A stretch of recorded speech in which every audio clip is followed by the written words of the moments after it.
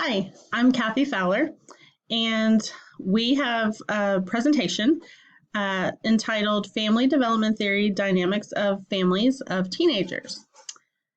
And we're excited to share this topic with you. First of all, what is family development? Family development theory focuses on the developmental process of individuals and families over time. Development occurs as families make the transition from one stage to another. According to Rogers and White, family development can be analyzed at 4 different levels. These are the stages of family development theory: the married couple, childbearing, families with preschool-age children, families with school-age children. Teenage years can be a difficult time to manage.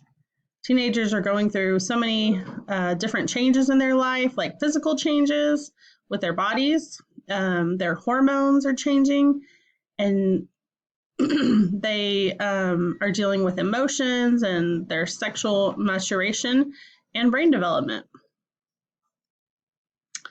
Here's a chart that shows you what teenagers go through in different stages of growth.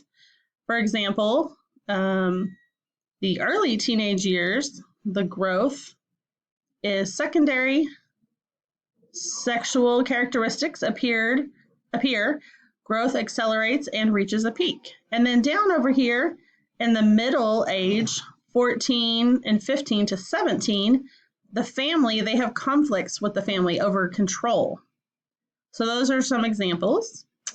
And then we have the developmental tasks for teenage stage. The parents need to give teenagers rules and freedom with limits. Here's a video clip that we want to share with you.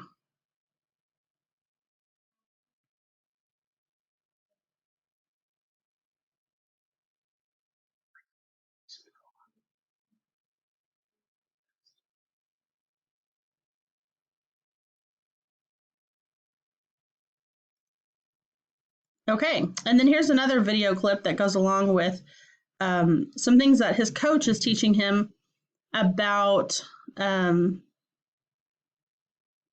he believes that he can become.